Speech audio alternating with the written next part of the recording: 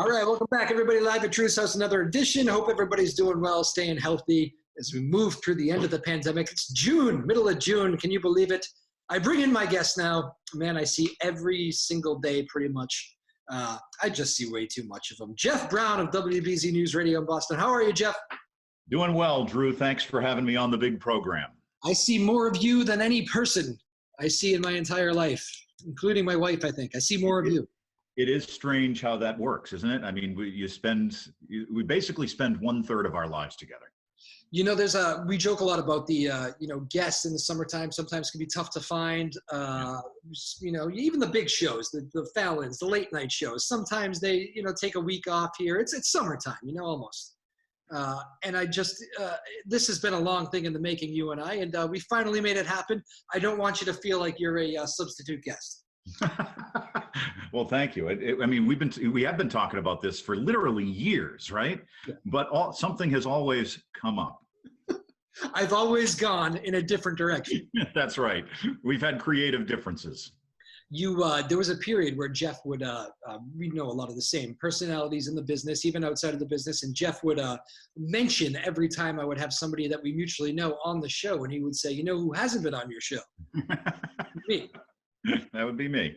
But so this is almost like a dream come true, I think, in some respects. You're enjoying yourself that much already. I am. It's a pleasant surprise. I didn't prepare for the interview. Are you supposed to prepare for these things? I don't prepare for this. Am I supposed to be?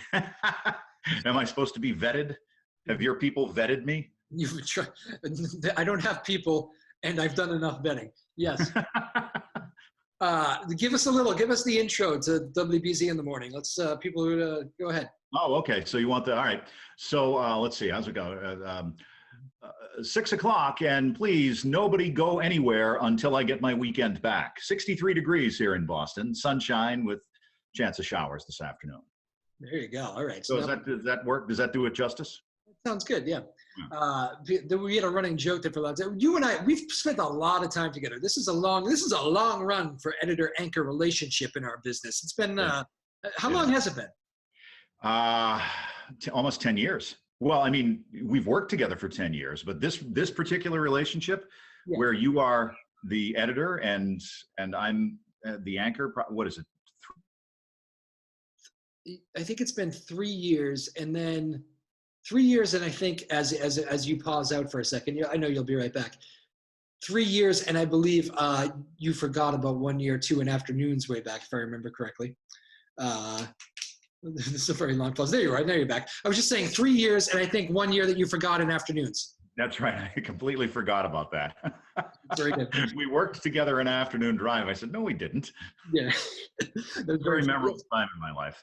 And for those of you who don't know, besides this show, I do run the morning show for WBZ, and Jeff's the anchor. So that's what he means when he says editor. I always joke that I can make him say anything. You can't. Well, it's true. In a sense, it is true. I mean, you put stuff on the computer screen, and I tend to deliver it. So it's a good relationship. You always get your way. As much as I joke about you being a nuisance, there's a lot of trust that goes into it. It really that is really a very important aspect of it, and I don't think a lot. Well, certainly people who are not in the business would understand that. But I think that when you are working in this type of relationship, you have to have complete trust in one another to make the show work. Because if you don't, then it's not going to work, and it shows on the air. We're both North Shore guys, so we've spent time together, a lot of time together outside of the newsroom as well. I do know that you are big. One, I know you're a big Starbucks fan. Two, I know you've taken in a game at Fenway already this season. How'd that go? That was actually, I enjoyed that a lot, because when I went, it was 12% capacity, which means 4,000 fans. So you were able to spread out. But the thing about it that I noticed most of all were that people were actually nice. I mean, at the concession stands, they called me by my first name, and you don't get that when you have a full house there. And in fact, it's almost to the opposite, where people are usually, in my experience, angry. I don't know, maybe that's just me. Maybe that's me. But it was a great experience. I mean, it was really different, and it's certainly hopefully something we'll never have to do again. But it was. The bartender called you by the first name? Did, yeah. Maybe it's the frequency with which I was there, but I think because you have to show your ID, and I don't look my age. Yeah. So so we did build up a relationship. He thought you may not have been 21. Yes, correct. Let me ask you this. Speaking of bartender stories, have you ever been at a bar with a particular Boston Bruin, maybe a Hall of Famer? I believe at one time I was at a bar with not only a Boston Hall of Famer, how about a hockey Hall of Famer? Mm. And you want me to tell this story, don't you? I do. So I'm at the bar with a certain colleague of mine, and he introduces me at the bar to this is my little league baseball coach, Ray. And so I said hello to Ray while you guys were talking, and exchanged pleasantries with him and added a couple of comments here and there, and then I went about my business. And the following Monday, Ray was in the news for something, and you should make clear that your business was like an omelet or something. It was not something serious. It was a That's correct. And so he was in the news the following Monday, and you had said to me it was kind of weird that we ran into Ray on Friday, and I'm like, what do you mean? He says, well, that was Ray Bourque, and I was like, I had no idea.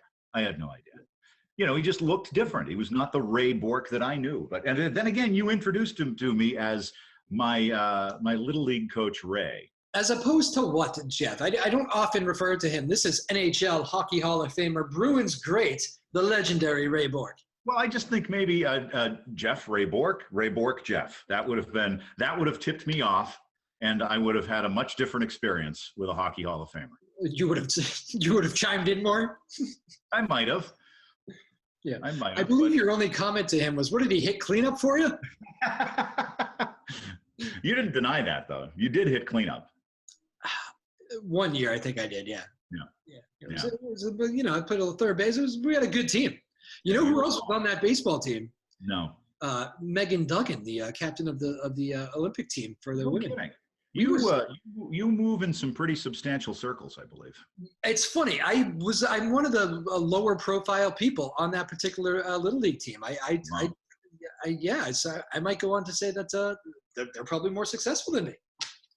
Well, do you think they speak of you in such reverence from the little league days? I'm sure they speak fondly of me, but I don't know. A lot of people that did some extraordinary things there in the athletic works. My baseball career went slowly down after 12-year-old little league.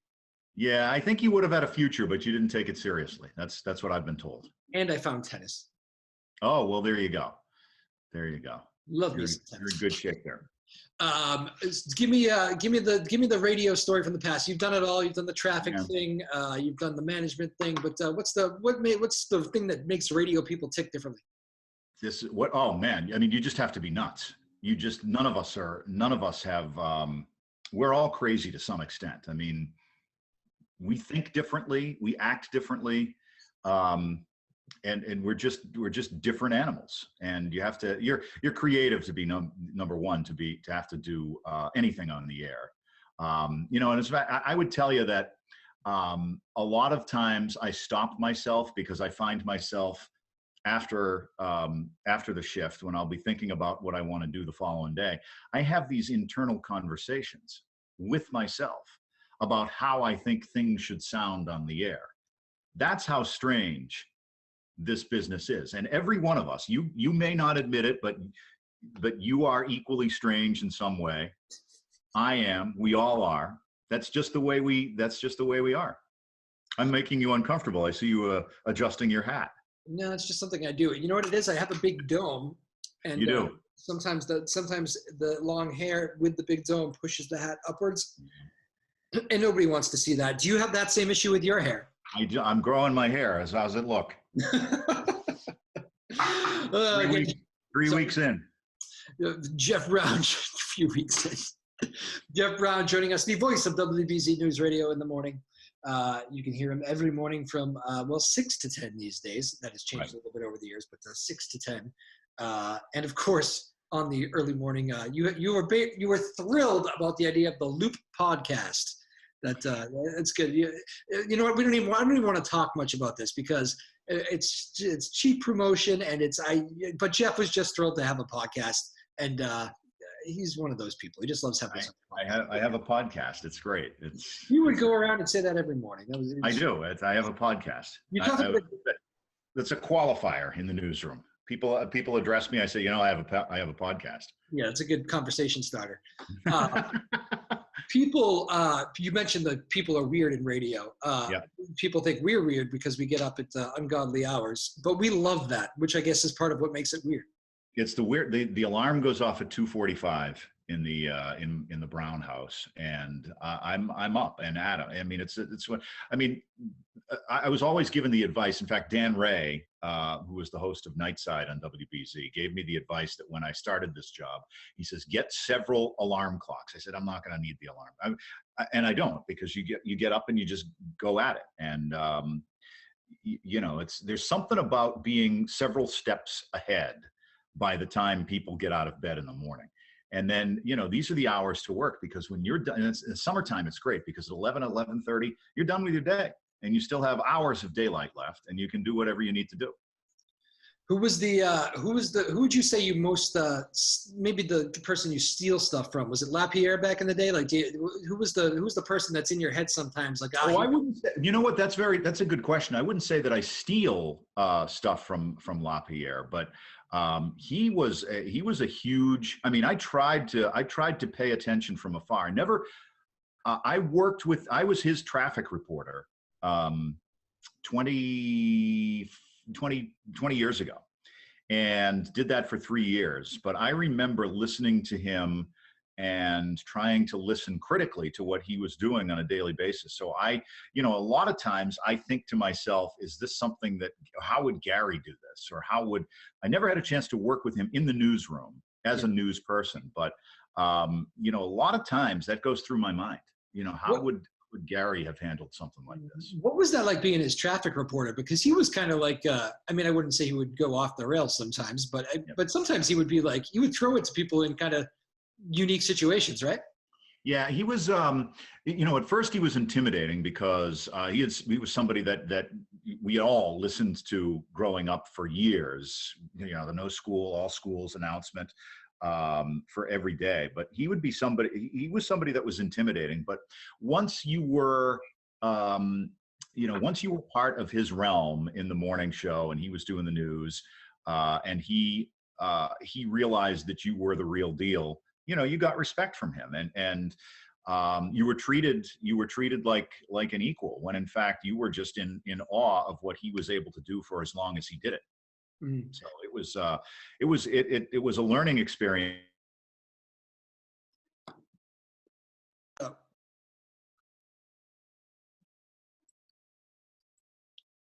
So you were saying, just sorry, you put out there for a second. You were saying it was a learning experience?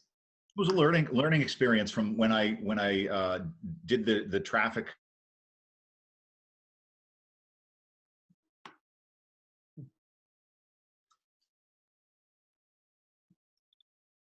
This is going very well. He's back. So this is typically to put a couple radio guys on TV, and this is what happens. See? This is what happens, right? Exactly. Oh man, but no, I don't know where you want me to pick up, but no, you're good. Keep powering through. Yeah, no, it's just something that I always think about, how he would be likely to handle something if I get stuck on a story, or if I don't really know how to phrase something. I just think back to what he and how he would handle it. So you did the traffic for all those years. What was it? Did you do the helicopter as well? Every once in a while I did, which is just, have you ever been in a helicopter? It's an unsettling experience. I have not. But as a matter of fact, I will tell you that I also flew several shifts with Joe Green in the Green Machine. And he was intimidating as well, because again, these are voices that I grew up with from just as a kid. And now you're working with them and alongside them. And so it was very intimidating until you got your confidence going. And, at the time I was 23, 24 years old, trying to figure out, which way I was going to go in this world. And to be working alongside people who are no less than legends in this business was intimidating. But, you learn a lot from them. Yeah, I tell people that all the time. They don't realize how like intimidating a newsroom can be. Like I still think the young people that I'm getting older now, but the young people that are 10 years younger than me that are coming into the newsroom, I think they feel it still too. I mean, just the idea of all these people and all this experience that is ahead of you. There is something to that makes walking into a newsroom intimidating. It is. And, you kind of go into it and, my approach to it, because this was new to me when I started this phase of my career 10 years ago. And so it was news to me, but I went in assuming that I knew nothing and I wanted to learn everything. And, some of the people that I learned from were people who probably were as intimidated as I was in certain respects. But there have been a lot of big names in that newsroom at WBZ that are legends and that are Hall of Famers and that you work right alongside of. And, if you don't go into it with the right attitude, it's not going to work. Every time we go out to breakfast, and again, we're joined by Jeff Brown, the voice of WBZ News Radio in the morning. Every time we go out to breakfast, early lunch, whatever it is, every time we do that, people ask, what we do. They always start, asking, how's this person? How's this person? So we'll do that with you a little bit. I feel like people like that. What's the best interview or the most interesting interview you've ever done? I talked to, I would say, Dr. Jill Biden back when the president was vice president, and she was very she was so down to earth, and this was a phone interview, but she and her people had prepared me ahead of time, and it said that it happened to be on a Halloween, and they said she will be in costume. And so my opening question to the now first lady was, so Dr. Biden, what are you wearing? And I think she was, for that particular Halloween, she was dressed as a witch. But she was very great. But she was she was just very gracious, and she was very gracious. She was very gracious, and it was one of those conversations that it was like you had known her and were just you were catching up from a period of absence, and those are the best conversations. And and some guests are better than others, but I think that it has a lot to do with the person who is actually doing the questioning. If you can feel comfortable with that person, you can let those guards down, and naturally it leads to a discussion about something that you wouldn't normally share with somebody else. But I had a great interview with Dr. Biden. She was great. And I don't really recall the substance of the interview, but it was just one of those that happened to be memorable. And clearly I'm not comfortable doing this interview, so what's the will you give me the worst interview, or was there something usually I won't ask that one, but you could probably. I don't think that there's anything that I would say that would be the worst interview, because there are always people who do not give great interviews, and a lot of that is because they're not comfortable in the setting. Some of that is because they don't want to talk about what you want to talk about, and they're cleared to speak about certain things, and you as a reporter have to ask them the uncomfortable questions, and they don't want to answer it, and so therefore they tend to clam up. So I don't think that there's anything that I would say is the absolute worst interview, but there are a lot of them that just don't go the way that you think they should. Quick responses to a few names. I'm going to throw some personalities at you here, right? Yep. Carl Stevens. Oh man, Carl, the best, solid. The late Landon Jones. Like a Rorschach test for. I'm sorry. Say it again. I say this is kind of like a Rorschach test. Yeah, you're asking me the first thing that comes to my mind. Yeah, you'll be okay. The late Lana Jones. Lana was an ultimate professional, a reporter that I admired for a long time, but only really got to understand how good she was at her craft when I was learning how to do it. The late Mark Caddick. I would say, a lot of similarities between the two. Mark was versatile, though. He could do anything. He could do sports. He could anchor. He could be a reporter. And I still, I have a lot of respect for people who do street reporting, because that's a skill set in its own that people, that is different from what I do and what the rest of the newsroom does. One of my favorite stories of Mark Caddick is, and we lost him, God, probably more than, was it 5 years ago now? I'm not even sure. Yeah, it's been a while. But he was just so loud in the newsroom and brought the energy of everybody up. And Leonard was the same in the newsroom, but with Mark, this one story always just gets me.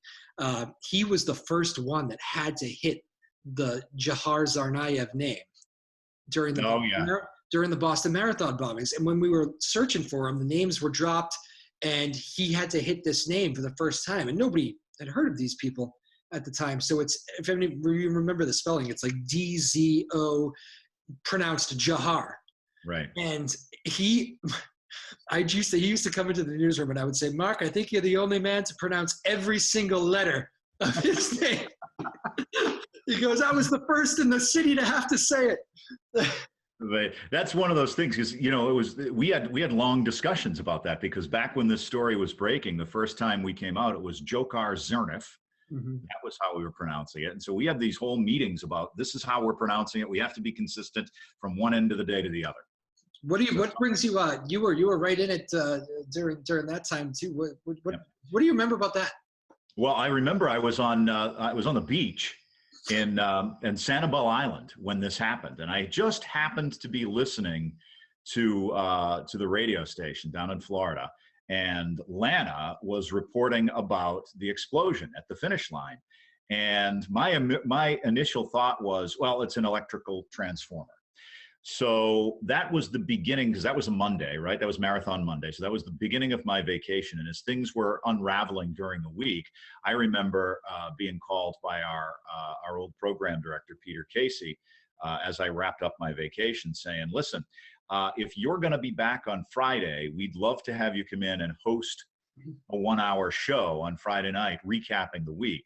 Little did we know at the time that that Friday, or at that end of that week, we would be talking about a manhunt and gunshots being fired in Watertown. Yeah, I just had the police officer there from Watertown on, who was of course fired the gunshots at the brothers and was right there for it all. What a crazy night that was. And don't let anybody ever tell you that you're not there for the big moments down there in Sanibel. Right. Yeah, that's fantastic during all that. It was, but I was, at the time, I was like, this is not a good omen for me, because a big news story like this, you want to be in the thick of it. And here I am crossing my legs, looking at blue waters, crashing on the shoreline. That is true. We all want to be there for it. But that being said, how long did that take you to get over it? It was probably 20 minutes, half hour in the afternoon. But, I mean, in all seriousness, though, you knew almost immediately that this was going to be a life-altering news story. And that's that's exactly what happened. What's the biggest change in radio from when you started to now?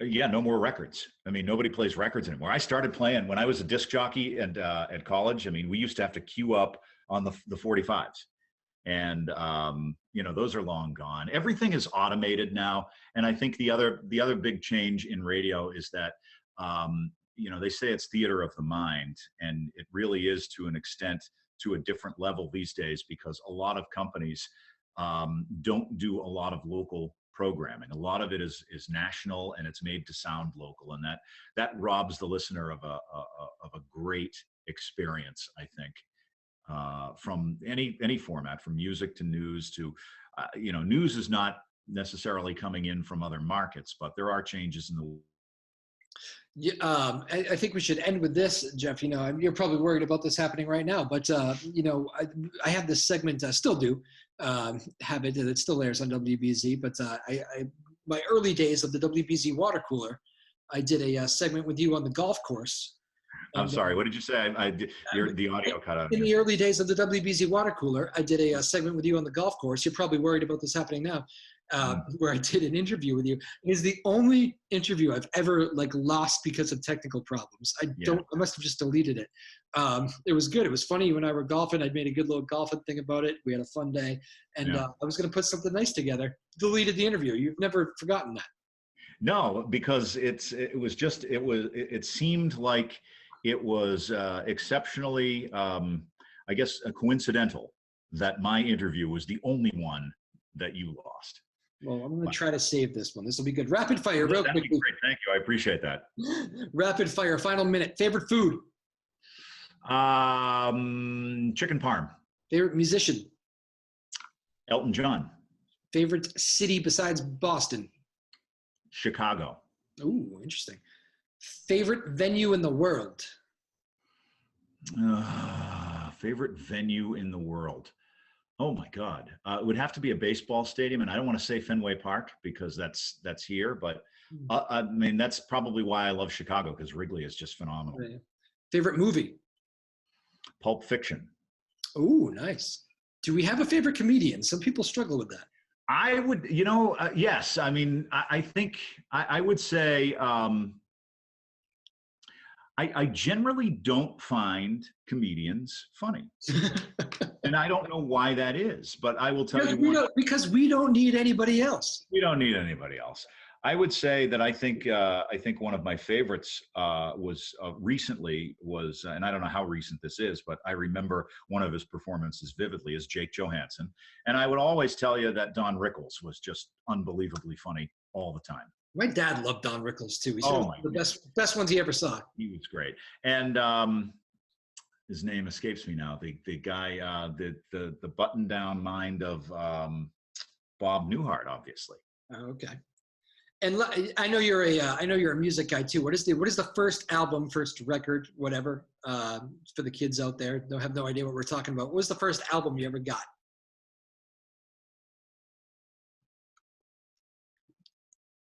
Oh, you're with me? Hang on. Yeah, there you go. Sorry, you're back. First album you ever got?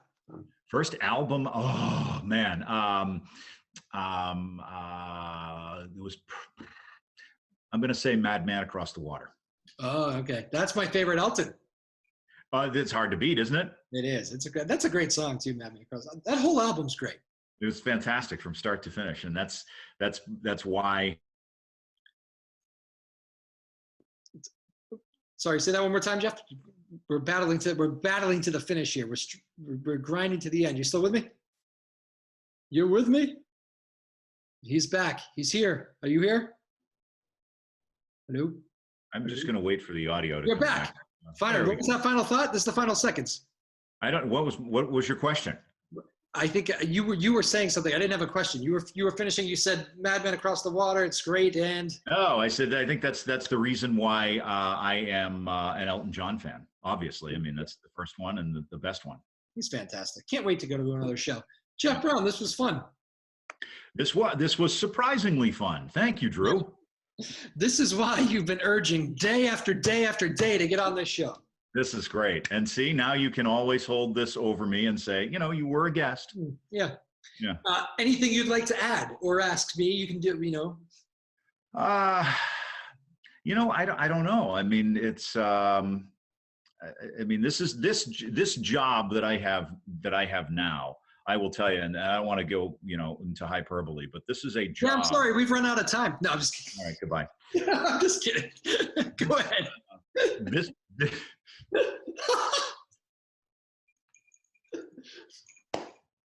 I think that just about does it, doesn't it? Jeff Brown, everybody. That was fun. Live at Drew's house, another edition. Thank you, Jeff. Thanks.